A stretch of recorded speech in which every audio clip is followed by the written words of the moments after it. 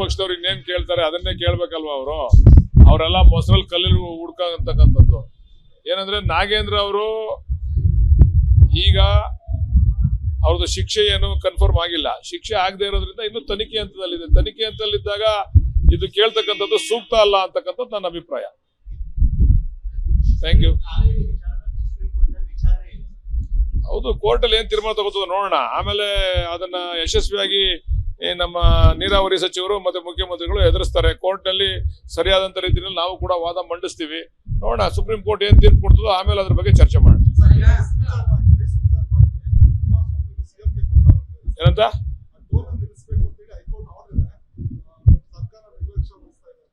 ಆಯ್ತು, ಹೈಕೋರ್ಟ್ ಆಡಿದ್ರೆ ಕಂಟೆಂಪ್ಟ್ ಆಗ್ತದೆ. ನೋಡೋಣ, ಮುಖ್ಯಮಂತ್ರಿಗಳು ಕೂಡ ಅದಕ್ಕೆ ಉತ್ತರ ಕೊಟ್ಟಿದಾರಲ್ಲ. ನನ್ಗೆ ಇನ್ನೂ ಕೂಡ ಪತ್ರ ನನ್ನ ಕೈ ತಲುಪಿಲ್ಲ. ಅದೇನ್ ಪತ್ರ ಬರೆದಿದ್ದಾರೆ ಮತ್ತೆ ಸಾಧಕ ಬಾಧಕ ಕಾನೂನಲ್ಲಿ ಏನ್ ಆಗ್ತದೆ ಅಂತಕ್ಕಂಥ ನೋಡಿ ತೀರ್ಮಾನ ಮಾಡ್ತೀನಿ ಅಂತ ಹೇಳಿದ್ದಾರೆ ಮುಖ್ಯಮಂತ್ರಿಗಳು.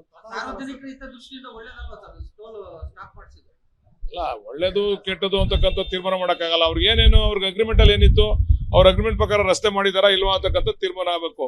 ಸಾರ್ವಜನಿಕರಿಗೂ ಅನುಕೂಲ ಆಗ್ಬೇಕು, ಅವ್ನು ಟೋಲ್ ನಡೆಸ್ತಕ್ಕಂಥವ್ನಿಗೂ ಅನುಕೂಲ ಆಗ್ಬೇಕಲ್ವ, ರೋಡ್ ಮಾಡಿದವನಿಗೂ ಅನುಕೂಲ ಆಗ್ಬೇಕಲ್ವ. ಆ ದಿಕ್ಕಿನಲ್ಲಿ ಅದೇನ್ ತೀರ್ಪು ಬಂದಿದೆ ನೋಡೋಣ. ಆ ತೀರ್ಪು ನೋಡ್ಕೊಂಡು ಕ್ರಮ ತಗೊಂತಾರೆ ಮುಖ್ಯಮಂತ್ರಿಗಳು.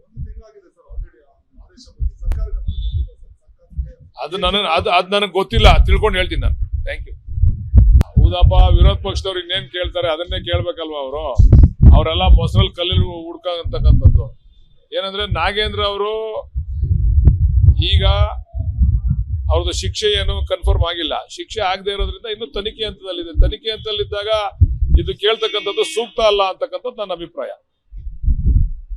Thank you.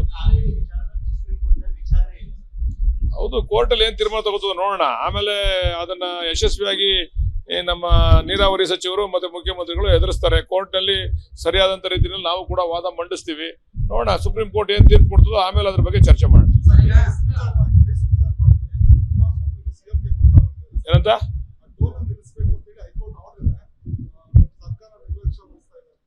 ಆಯ್ತು, ಹೈಕೋರ್ಟ್ ಆಡಿದ್ರೆ ಕಂಟೆಂಪ್ಟ್ ಆಗ್ತದೆ.